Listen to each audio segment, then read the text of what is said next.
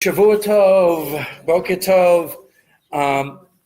We're continuing with chapter 9, and we did the first 8 verses last week. But just in a quick recap to get everybody on the same page.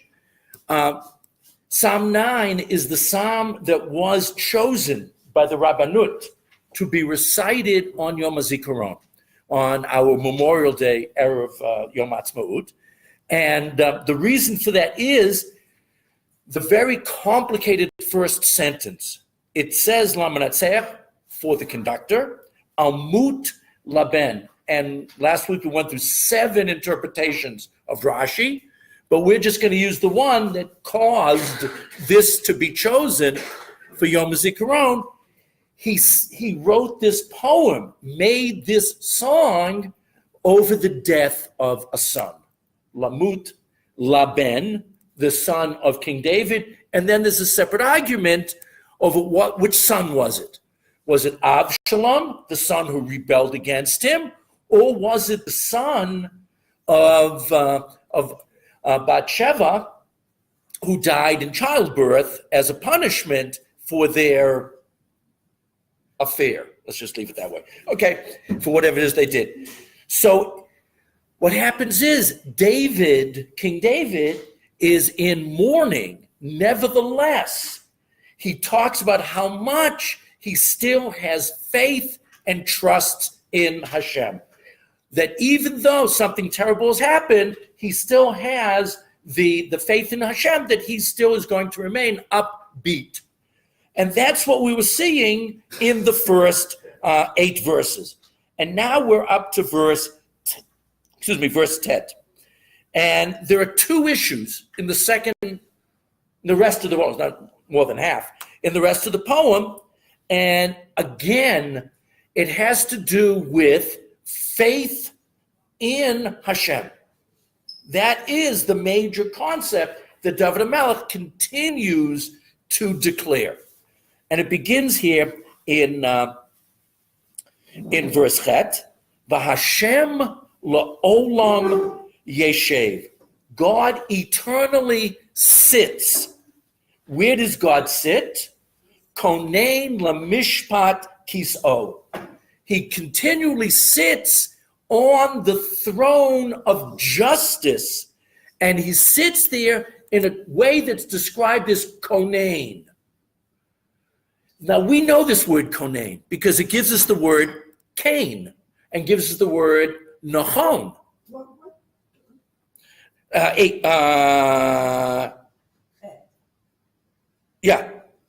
Chet, sorry. So in other words, what we're saying is that Kadosh Baruch, even though it looks like the world is spinning out of control, like all the time, right? Nevertheless, King David has this faith that a Kadosh Baruch Hu is always behind the scenes, keeping track of things in a way that he refers to as Konein. Konein, which I said it comes to us in modern Hebrew, Nahon and Cain, yes, correct, in a way which is eternally just, correct, stable. This is a tremendous statement of faith for King David to make, that he's saying that in this world of chaos, and nobody lived a more chaotic life than King David. I mean, he went from a simple shepherd boy, to a hero, to a musician, to king. He was down and he was up. I mean, his life was very topsy-turvy, but he still declares faith in the kanut of HaKadosh Baruch Hu, which means stability. Okay? Yekonenehu, right. Again, it's like Hashem sets things up in a stable way. Okay? By the way, the root of the word for Cain, Nahon, Konein is lahachin, prepare. That HaKadosh Baruch Hu has really set the scene, staged it in such a way that stability is ultimately achieved. Okay, Ted. V'hu yishpat tevel b'tzedek. And he judges the entire world. Tevel means the entire world. I'll tell you what the root is in just a second. B'tzedek. Yadin le'umim b'meisharim. He judges the nations with meisharim. How do you translate tzedek and meisharim? Justice and even-handedness. Okay. I saw one translation said righteousness and justice. Here's what I want to say. Tzedek means correctly. That HaKadosh Baruch Hu gave us the law, and HaKadosh Baruch Hu, when he judges, make sure that the letter of the law has been fulfilled. That's tzedek. What's meisharim? He does it on the yashar. HaKadosh Baruch Hu is a straight shooter, yashar, okay? Not only is the ultimately, I don't think you can necessarily see it in the moment, but ultimately we see that HaKadosh Baruch Hu is both correct in his justice and meisharim, fair. Generally speaking, if you lose the case, everybody yells out, I don't care what language, it could be English or it's Hebrew, zelo fair, right? It's not fair. I remember, my kids were teaching me Hebrew, and they said, no, everybody says zelo fair. Okay. But this is the idea that not only is it right technically, but on some psychological, emotional, spiritual level, it's also fair. HaKadosh Baruch Hu is both correct and fair. And that's the idea that he's saying. What does God do that's so fair? And that's the next couple of verses. Displays the fairness of Hashem, which is, Vayehi Hashem mizgav l'dach. Now everybody knows mizgav l'dach, okay? How many of us have been to mizgav l'dach? I was there last week. I'm going to be there on Tuesday. Okay, we all know mizgav l'dach. It means a fortress for the oppressed. Dach in modern Hebrew is related to a dikaon. What's dikaon? Depression. HaKadosh Baruch Hu ultimately is the fortress, is the safety valve for those people who are downtrodden. I want to say something about the hospital a minute. Mizgav li'itot b'tzara. He's a fortress, a pillar of strength for those times of trouble. So even when you are dach or b'tzara, you have to have faith that HaKadosh Baruch Hu is eventually going to make it right. And they took this name for the hospital when the hospital opened in 1854. This was the first Jewish hospital in Yerushalayim. And the people of Yerushalayim begged Edmund Rothschild, to give them the money to open a hospital, because who ran the hospitals in Yerushalayim before this? The missionaries. And the Jews, as the Jewish community was growing, by 1854, Jews were the majority in Yerushalayim. And they were afraid that the Jews going to the hospitals, they were sitting in a room with with the Salem on the wall, with the cross on the wall. And they were afraid that Jews were converting as a result of their experiences in the hospitals to Christianity. So in 1854, they got money from Edmund Rothschild to build the hospital. They called it the fortress for those who are downtrodden. And where did it open? You know where it opened? On Rehov, Mizgav L'dach. When you come up the stairs from the Kotel, that first, where they have the lions on the, that street that goes perpendicular to the stairs, that's Mizgav L'dach. If you made a right, you would find the hospitals down that street, okay? Until 1948. 1948, the hospital got kicked out of the old city because we lost the old city to the Jordanians. So where did the hospital go? They went to Katamon. They went to Katamon, near the German colony, you're correct, and they took over an old, abandoned Arab mansion. Okay? They went to an abandoned Arab mansion, and they put They refurbished it and they made it into a 3-story building, which was the hospital. And it was there till 1987, when they moved to the present building on Chizkiyahu, a couple of blocks away from the original building in Katamon. And then they went bankrupt in 2001. And 2005, Meuchedet took it over as a clinic. So today, the hospital is still there. They still call it Mizgav Ladat, but it's not a hospital. It's the major clinic for Jerusalem for Meuchedet. Also a hospice. They have a hospice floor, correct, yes. But the other building was on Halamed Hay. And today, that other building is Yakar. Very good. Yakar.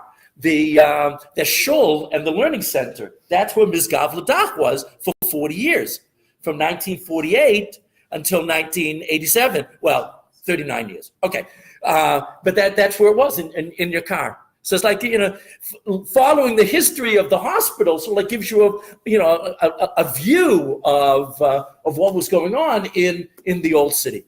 Of course, the second hospital in Yerushalayim was Bika Cholam, then Shari Tzedek, and Hadassah came much later. They were the fourth. Okay, that's fun to talk about, but we have to go on. Yud Aleph.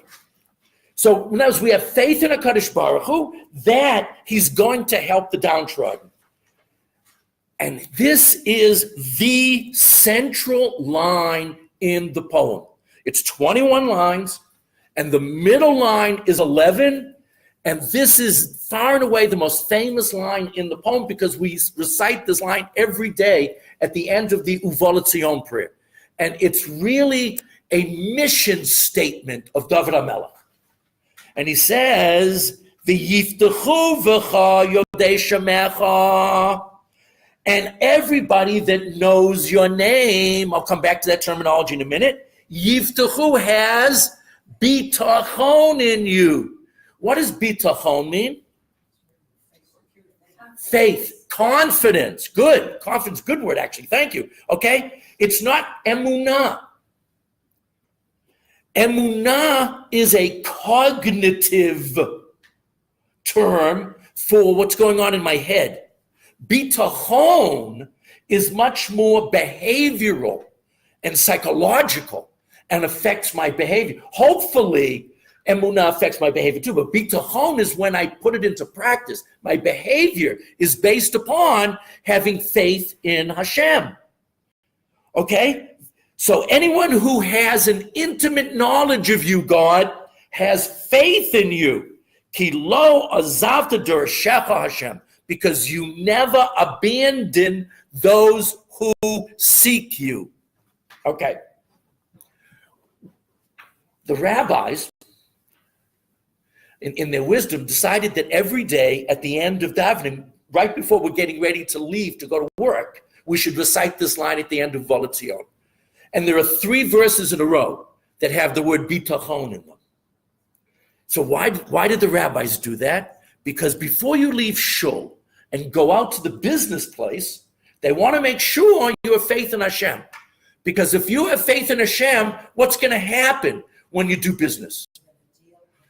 You're going to deal honestly. You're not going to cheat. You're going to feel, hopefully, okay? I don't know how often it works. I mean, but it's a beautiful concept. You're not going to cheat people because you have that faith in HaKadosh Baruch Hu. You have that confidence. Thank you. Good term. That confidence that HaKadosh Baruch Hu is going to bless your efforts, and therefore you feel good about it. And so we emphasize bitachon, bitachon, bitachon before we leave shul. That's why on Yom Tov and Shabbos we say it in the afternoon as the day is leaving, because we're not going to work, but you're getting depressed at the end of Chag or at the end of Shabbat. You're getting depressed. Shabbat's going away, and now I have to go back to the weekday life. And so we say Uva L'Tzion then, and again, have faith. And of course, the minhag is to say it also Motzei Shabbat. We repeat it again because you're going into the work week, and you're leaving Shabbat. You need that booster shot. What does doresh mean? I'm sorry? Demand. We use it that way in modern Hebrew, but that's not what it means here. Doresh, literal, best translation is seek. Is you're seeking something. It's an active job on your part to look for the answer. Just like bitachon has a passive partner called emunah. Emunah doesn't necessarily motivate your behavior. Okay? Bitachon should. Doresh has a partner that sometimes gets translated the same way, but doesn't necessarily mean you're going to be an active partner. And that is bakasha. A bakasha is a request of another, and you're really asking the other to do it. When you're doing drisha, what am I doing? I'm working myself at finding the answer, the solution, whatever it might be. So both bitachon and drisha are very active terms. So in other words, what David HaMelech is saying, I have this tremendous faith in you, Hashem, and it motivates my behavior to be a good person in spite of what seems to be happening around me. And now he's exhorting the people of Yerushalayim. Zamru Lashem Yoshev Tzion. Sing either to God or about God or for God. You can give any interpretation you want. The song can be to God or about God or for the benefit of God, whatever that means.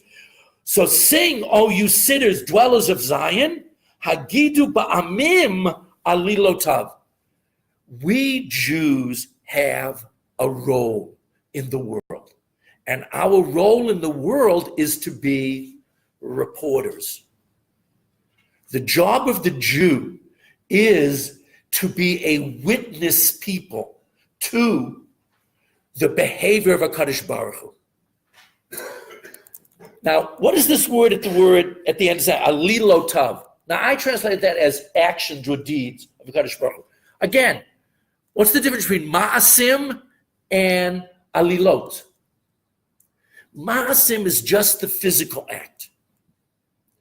When we're talking about HaKadosh Baruch Hu, we talk about ma'aseh breshit, right? Acts, deeds, okay? Alilot means that we can see in the action the participation of the perpetrator. In other words, alilotav, when we're saying, we see, the fruits of his labor, we can see in it the personality of the entity that performed it. I'm going to give you a very bad analogy, okay? If someone takes a photograph, please forgive me if anyone is really into photography, I'm going to say it's not nice. So forgive me, but it just helps get the idea. When you see a photograph of something, that doesn't tell you much about the person who took the photograph, unless it's really an artsy, well-done photograph, okay? Basically, it's just the stuff in the picture. When you look at a painting, now the painting may be realistic, and you really see whatever it is, the bowl of fruit or the Mona Lisa, whatever it is. But the kishkas of the artist are in the painting. So a painting is in the category of alilotav. A photograph is generally, unless it's really, something special, is in category of a ma'aseh. It's an action, but doesn't necessarily tell you anything about the person behind the action. And so what we're saying is when Jews sing about miracles and sing about nature, we're supposed to evoke the participation of HaKadosh Baruch Hu, of the omnipotent, of this God that loves us and takes care of us. That's why the word here is alilotav. Yud Gimel. Ki doresh damim otam zachar, v'lo shachach tza'akat. Now it's written aniyim, but it's supposed to be pronounced anovim. I'll tell you the difference between the words. That HaKadosh Baruch Hu seeks something too. Hashem requites blood. God seeks vengeance on those. We have faith that HaKadosh Baruch Hu is going to eventually make things right for those people who are crying out to him. And we have two terms you hear. One is in the Kri, Anavim. One is in the Ketiv, Aniyim, who cry out to Hashem. Aniyim are impoverished. People who are suffering because of their circumstances. They're mamish. We call the five uncomfortable things that we refrain from on Yom Kippur as the Chamesh Inuyim. We're uncomfortable. These people are suffering. Okay, or the alternate reading is that these people are not only aniyim, he's answering their call because they're also anavim. What's an anav? They're humble, they're modest. Okay? HaKadosh Baruch Hu helps those who seek help, and he even will take revenge on their behalf. Okay? But he does it for the people who need it, and you need it both because you are unassuming and because you are suffering. So I just want to say, hi. The sheets are on the back. Oh, you have one, okay. I want to say something about Kri and Ketiv. This is an editorial comment for just a moment. We'll come right back to the poem in a second. In Tanakh, we have a number. In Chumash, there are about 100. In Nach, there are hundreds of Kri and Ketiv. The word is written one way, but pronounced another way. Ketiv, it's written one way, but you pronounce it Kri another way. Where do those come from? So if this were a course, if this were a course in biblical literature in a secular university, I would tell you that it was a compromise because we had two differing manuscripts. And what we did was we incorporated the two next to each other. That's what normal, secular Bible scholars, that's how they explain Kri and Ketiv as a historical development. And then they try to figure out which is the original, which one came later. We don't do that. We believe that Kri and Ketiv is used on purpose so that the verse can give us two ideas simultaneously. And the two ideas that we're saying here are that the downtrodden can be either referred to by the fact that they're suffering, that's aniyim, poor and suffering, or anavim, they're lowly, they're meek. But HaKadosh Baruch Hu is going to help both. Even if you are an anav, a humble, modest person, but you do fight for yourself, but you do, you're not necessarily poor. HaKadosh Baruch Hu looks out. HaKadosh Baruch Hu looks out for people who are anavim, as well as people who are suffering. You don't have to be suffering, but you have to be humble. Humility in Judaism is perhaps the most important character trait. And we know that because Moshe Rabbeinu, the only character trait that's described to us in the entire Torah about Moshe Rabbeinu is anav ma'od. He was very modest, humble. HaKadosh Baruch Hu comes to those who make space for God in their lives. The people that make space for HaKadosh Baruch Hu are the people who are humble. People that, that are always expansive don't make room for Hashem. So that's what's going on in Yud Gimel. Yud Daled. David's going back to talking about himself. Remember, he went through a lot. And he says, Chananeni Hashem, Re'ei Ani Misonai. Chananeni. There's an extra nun. It should be Chaneni. Why is it Chananeni? What's the extra nun there? And all the Meforshim say the extra nun is because he needed a lot of favor from HaKadosh Baruch Hu. Chanun means that HaKadosh Baruch Hu is giving you something you don't deserve. He's giving you out of an act of grace. He's doing you a favor. I like the word grace, but a lot of Jews feel uncomfortable using the word grace because it's so popular in Christian circles, but it's a wonderful term. Have a second. He had some, and he says, Hashem, have faith, have favor on me, because I'm oppressed by my enemies. And the reason the extra nun is repetitive, because he had so many enemies. He fought a lot of battles against a lot of people who were out to get him. Sometimes, sometimes you're just paranoid, but sometimes you really do have a lot of people that are out to get you. And David HaMelech had a lot of such people. I'm sorry to make you wait. No, I just want to maybe it's chen and chanun. Chen and chanun. So it's like saying it's got the grace and favor. It's like, yeah.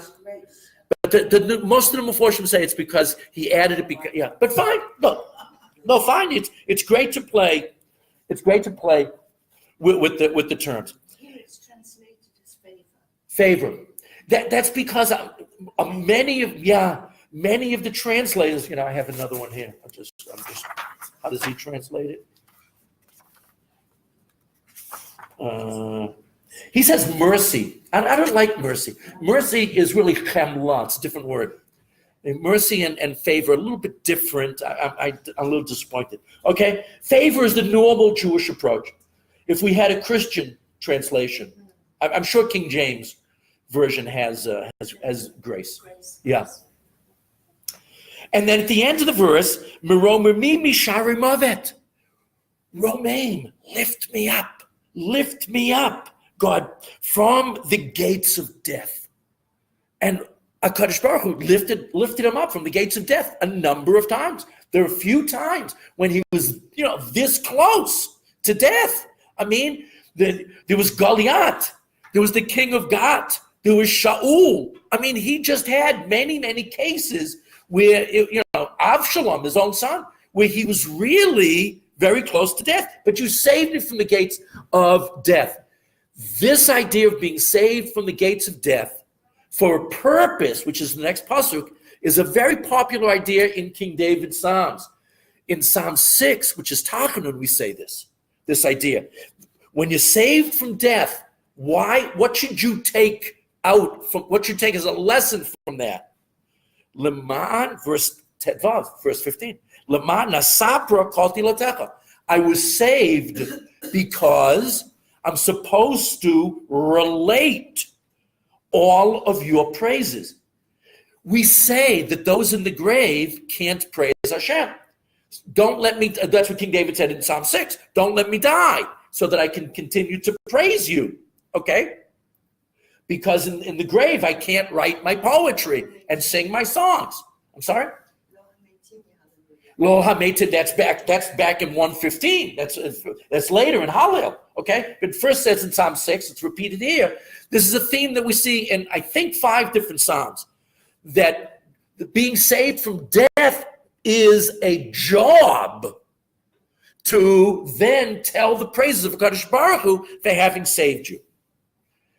Many of us have felt, that we've been in experiences where, we felt that close to death. And Baruch Hashem, I have not. Baruch Hashem, I have not. But I know many people who have. And it's, the spiritual amongst them feel that that's a major religious experience. Okay? And that's what David HaMelech is saying. B'sharei bat Zion agila b'shuatecha. Okay? In the gates of the daughter of Zion. It's another name for Jerusalem. In the gates of Jerusalem, I'm going to sing your praises. There's a little bit of a problem with that. Some commentators said that he wrote this after his battle with Goliath. We really opted for when he lost a child. If he really said at the time of Goliath, he wouldn't talk about praising God so much in the gates of Yerushalayim because he hadn't conquered it yet.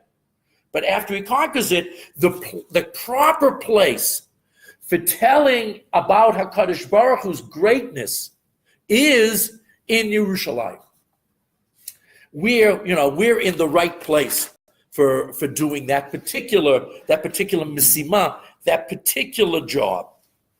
Okay, the tone shifts. Okay, there's a little shift of a tone here when we get here to Tet Zayin. Tava'u goyim b'shachat asu. What's tava'u? We know that word. Sink. We use the word for drowning, okay? Or sinking. Okay, Tava'u goyim,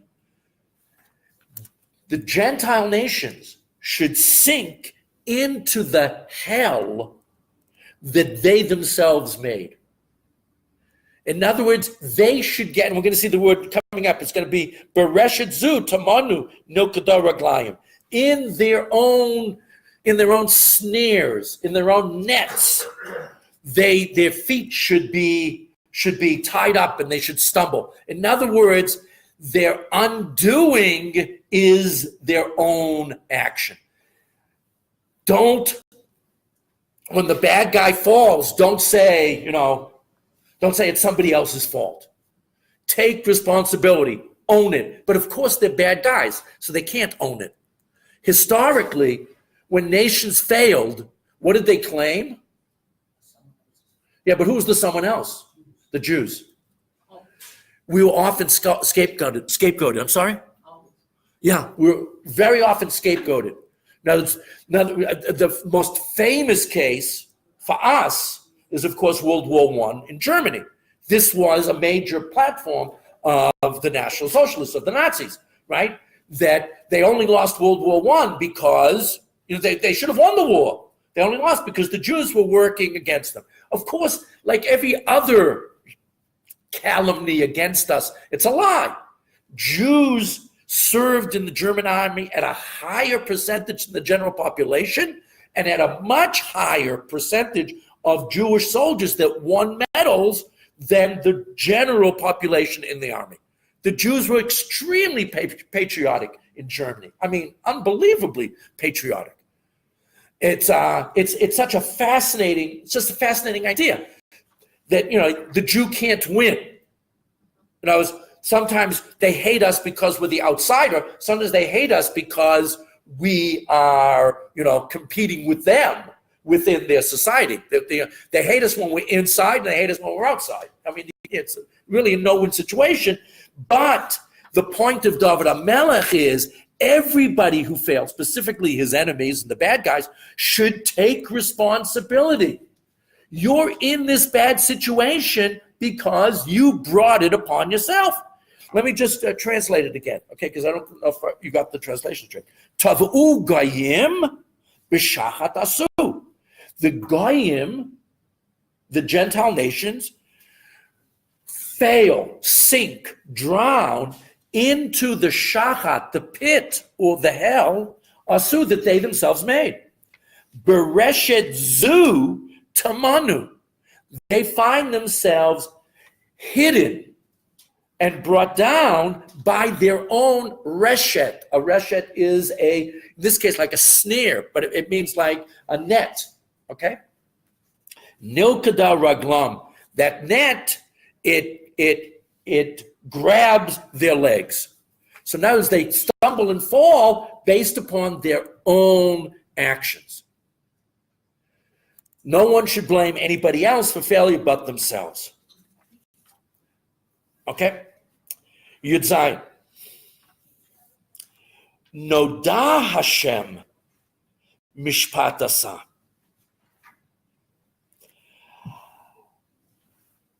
The knowledge, the understanding, the knowledge of Hashem, okay, brings you to the realization that HaKadosh Baruch Hu has done mishpat. That God has judged them and judged them fairly. Okay? Pifolo kapav nokesh rasha. The acts of their own, kapav literally means palm, we'll say hands, okay? It was the action of their own hands which nokesh traps the evildoer. Now, the word nokesh is, of course, interesting because a mokesh is a trap, but in modern Hebrew, a mokesh is a landmine, right? Landmines are called, in modern Hebrew, mokshim, okay? So that's the exact same term. In other words, they set the trap for themselves. This is embarrassing. I'm not going to tell you any private stories, but there were times in my life when, I did something stupid and then, I didn't quite I wasn't quite honest about what I did. I remember as a kid, I did this all the time. And then afterwards, you always get caught. And I was just so stupid. Why didn't I just, own up to it initially? It wouldn't have been nearly as bad. That's when we find ourselves in trouble. Often, I'm not talking about destruction like King David is, but just troubles in life. It's often a result of my own doing. I thought I could outsmart. I thought I could, it's just a very difficult situation. Rivka and I will watch old TV shows. So one of the old TV shows we're watching are the old Monks. I don't know if you got Monk. Remember the show Monk with, yeah. Stopped in 2007. Oh, that's recent. Okay. Frame of reference. Okay, it's recent. But he was in an episode we watched that not that long ago. He says to the bad guy, he says, you're going to get caught. And he says, no, I'm not. I'm not going to get caught. And he says, I have to explain something to you. Everybody makes mistakes. Everybody makes mistakes. But me, as the detective, if I make a mistake, it doesn't make any difference. It just takes me longer to continue my investigation. But when you've committed a crime, to get away with it, you have to be perfect. And nobody's perfect. And that was such a good vort. And it's basically lahavdil what David HaMelech is saying. Nobody can do the perfect crime. They may get away with it only because the detectives don't, but the nature of the beast is you eventually, it's like, there was another movie that someone said after they were like, I can't remember where it was. Doesn't make a difference. And he says, I never lie. And they said, what do you mean you never lie? He says, to lie, you have to be perfect. Yeah. To get away with lies, I just can't do it. And people don't realize it. You're so much better off with the truth. You're so much better off with the truth. Okay, we should all send that as an email to all of the politicians that we know. Okay. And then he says, B'fol kapav nokesh rasha, and then he ends with two powerful words at the end of this section. Okay? This section which really started in Yudalid, but really it's these last two verses. He says, Higayon, Selah. Understand that. Higayon. Think about it. Contemplate this. This is worthy of deep contemplation. And then he says, Selah, Nikuda, full stop. Selah was probably originally a musical note that was like a drum beat at the end of a song. Selah means full stop, because he just said a very powerful idea about perpetrators of evil. Now, he was saying it in the context of enemy nations, but it's true for everybody that ends up perpetrating a crime. So that Selah ends that thought, and the last four verses are sort of a prayer. That's asking for the bad guys to get punished, but also saying something, good about the good guys. So he's saying, Yashuvu Rishaim Lisha'olah. Okay? The bad guys should go back to Sha'ol. Now, we had a word before, Shachat, which may mean Gehenna, and Sha'ol, which may mean Gehenna. The commentaries actually say that there are 7 levels of hell. Just like there are 7 levels of heaven, okay? Shiva Riki'im, 7 levels within heaven. There's 7 levels of hell. Dante said this also, by the way, 7 circles of hell. I assume he got it from us, and the lowest level is Sha'ol. Shachat is like in the middle. But Sha'ol is not a Hebrew word. We actually borrowed it from earlier Canaanite languages for a pit. Which is why the word Sheol doesn't really get, changed. You only see it in this form. Shachat is related to hishtachavaya. It's related to bowing down, falling down. Okay, that's a Hebrew word.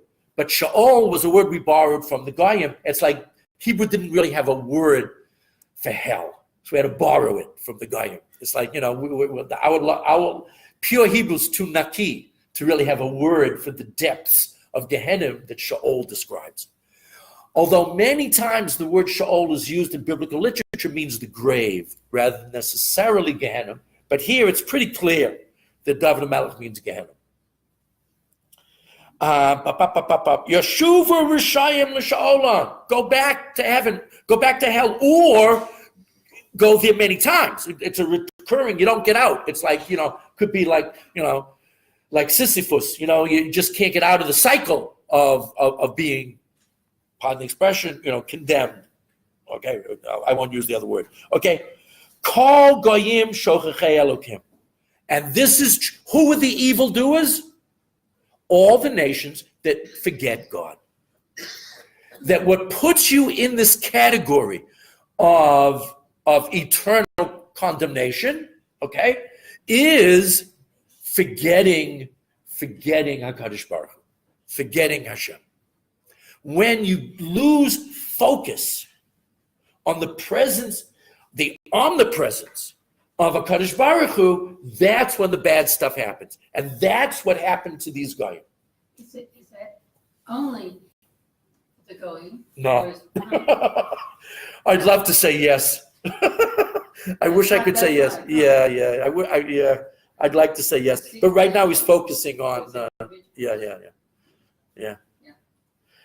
But the sense is that with Goyim, it's a group action. With Jews, it's an individual failing.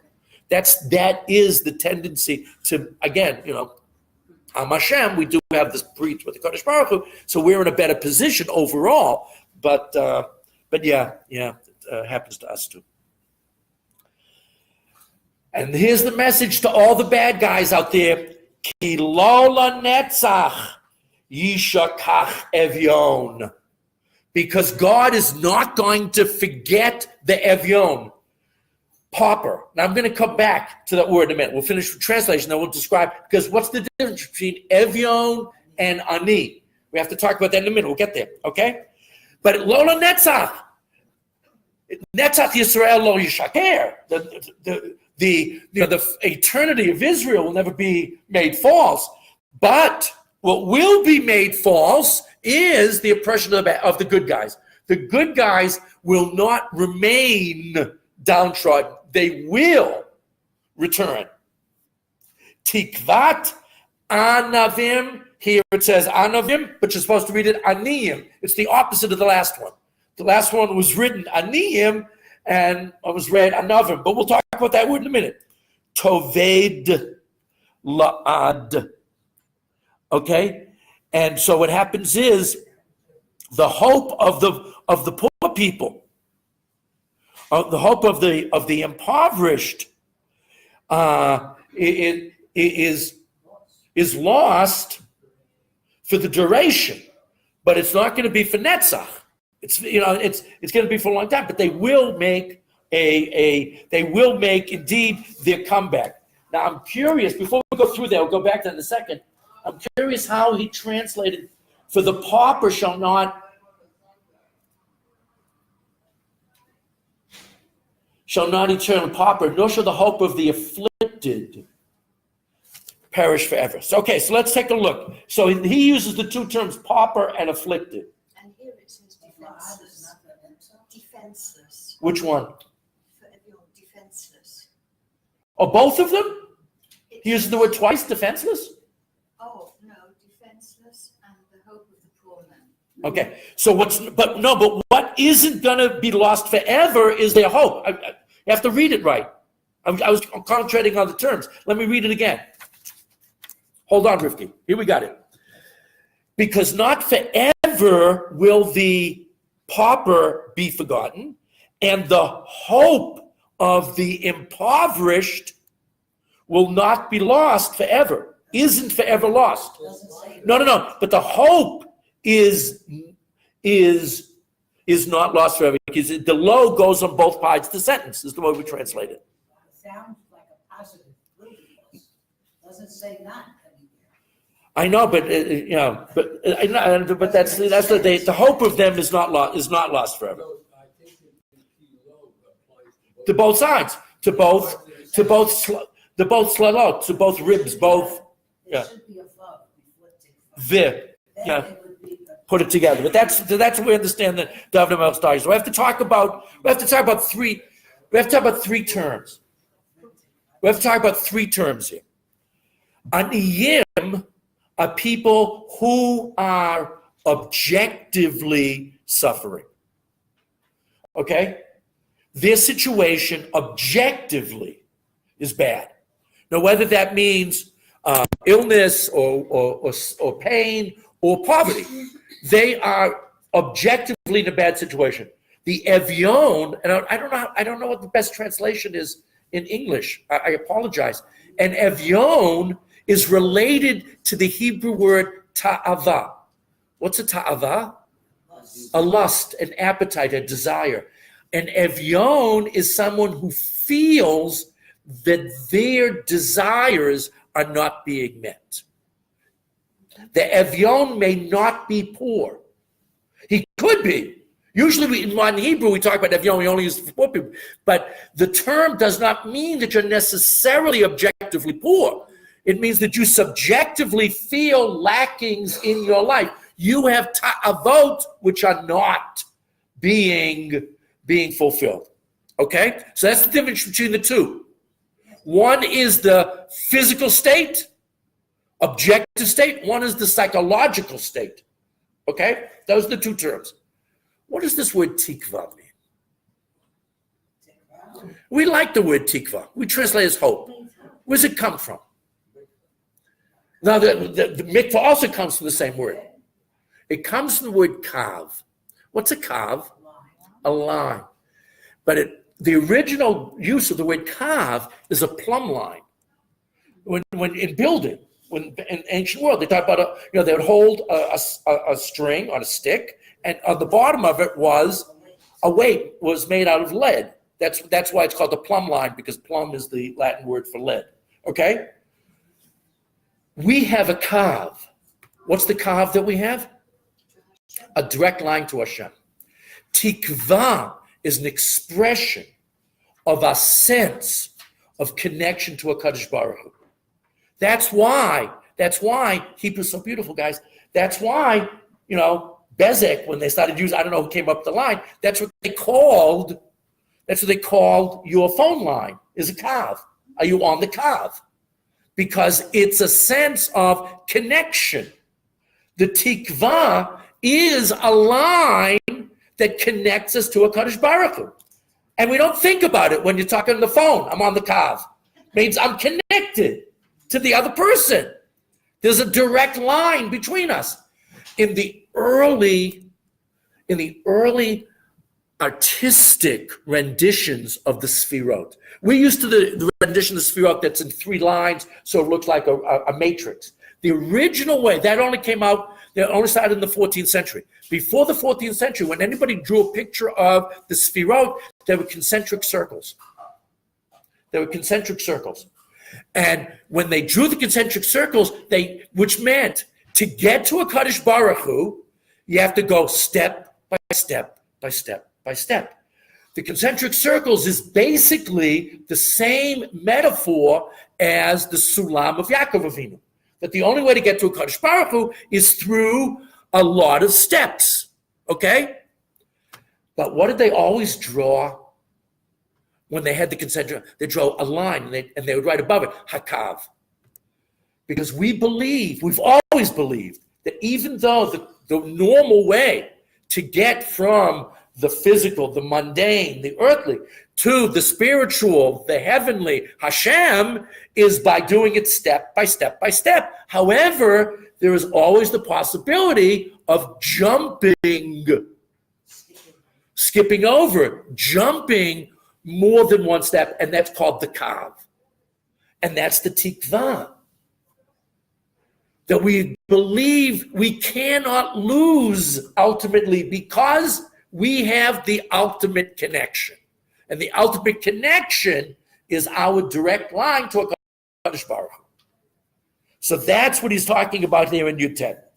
And now, Chaf, Kum Shem, Al Ya'oz Enosh, Yishpetu Goyim Al Panecha. So it's the end says, HaKadosh Baruch Hu, arise and don't allow humans to have this azut panim, this chutzpah, to be brazen. I'm trying to see how we translate it here. Strengthen. I think brazen is probably a good translation. Okay? Don't allow Enosh, a human being, to have the chutzpah to try to work against your plans and work against your people. Yishpetu Goyim al Panecha. The Gentiles who go against us, not necessarily all of them, will be judged before you. What's interesting is there are 4 terms that are used in Tanakh for humanity. Now, I'm going to read to you from the Bir Mayim Chaim, but I'm going to say, I don't agree, but okay. He says the order is the lowest term used for a human is Enosh. Enosh comes from the term, apparently the source of it has to do with forgetfulness or being forgotten. Okay? So Enosh is the lowest. And then after that is Gevir. I wouldn't have put Gevir next, but okay. Gevir means a person with strength. Okay? Whatever that strength is, anybody can be strong in a certain area. Then comes Ish. Okay? And the highest one is Adam. That's the Be'er Mayim Chaim, the Hasidic Rebbe from the 1800s. I would have said the Rashi always says that Ish, is the term that's used to show kavod. So Rashi, I think, would have a different list. And Adam is reminding us of the fact that we come from the Adamah. Okay, I would say the list is no, Enosh is the lowest. And no, Enosh, because that means it has to do with forgetfulness and loss. Okay, so the Enosh, Adam, Gevir, and then Ish. That's the list. But it's important to know that there are gradations in the principle of how we refer to humanity. Okay, running out of time, but let's get in the last pasuk. Shita Hashem Mora Lahem. Extend Mora to them. Okay? Yed'u Goyim Enosh Hema. So that by extending Mora to them, I have to talk about that term, I'm not sure how to translate it. Okay? The Gentiles will know that they're only lowly flesh. Again, Selah, Nekuda, full stop. Okay? That's the point. All the bad guys have to understand that they shouldn't think of themselves as super in any way. So a lot of people say that David Melech was writing this last line to the other kings of the ancient world who deified themselves. That was a famous approach to this last line. Okay? But what is this Mora? The root of the word Mora is Yara. What's Yara mean? Shoot. Bang. Okay? Or for them it didn't mean bang, for them it meant twang. Okay? Shoot an arrow. Okay? Yorechitzim. Twang. Not bang. So in the ancient world knows, so it says, extend to them Mora. Now some Meforshim say that you read it Mora with an aleph, which means fear. I think it means extend to them teaching, instruction. And that's the same word to shoot something, okay? Means that you have that object in your sights and you are aiming at them. But the aim that we have, that we want, is not to hurt them, they're in our sights to improve them. That's why, Moreh is a teacher. Torah is instruction. Horeh is a parent, okay? That we're taking, that other individual and we are, like shaking them by the shoulders. And get it, understand. And what are you supposed to understand? Understand that you are a frail human being. Understand that you are basar v'dam. Don't never think that you're better than anybody else. Never think that you have eternal power. Remain in your sense of humility. Now there's an idea that first of all, like I said, the Midrash Tanchuma said David HaMelech said this against kings that tried to deify themselves. But in Rabbeinu Yonah, in Sharei Tshuva, Rabbeinu Yonah, I love that name, Rabbeinu Yonah of Corona, who was a cousin of the Ramban, and later a son-in-law of the Ramban, and he was writing about this pasuk. He quotes the pasuk. He quotes the last two psukim, which is the musar to the goyim. From this we learn that when a man presumptuously exerts his might, he no longer recognizes his limitations as a mere mortal. Therefore, the exercise of dominion is unbefitting for a man, except if it be l'shem shamayim. If you ever want to be in a position of authority over anybody else, always remember your human frailty. Always remember you are not better than the person over whom you may have authority. This is important for a parent to remember, a teacher to remember, a politician to remember. And that what should give me the power to try and instruct the other individual is, I'm trying to do it l'shem shamayim. I'm trying to do it for the sake of Torah, for the sake of your spiritual aggrandizement. It's like, sometimes a parent, if you have to, punish a child, or you have a student that's, when you do the punishment or when you do the chastisement, always do it with an eye to the fact that ultimately I'm no better than that other person.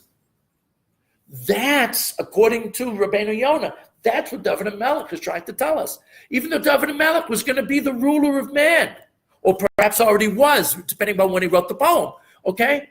Nevertheless, he was always cognizant of the fact that he had the same human failings as the other person did. And it was only by the grace of God that he had this authority. And he only wielded it, therefore, for the sake of Hashem.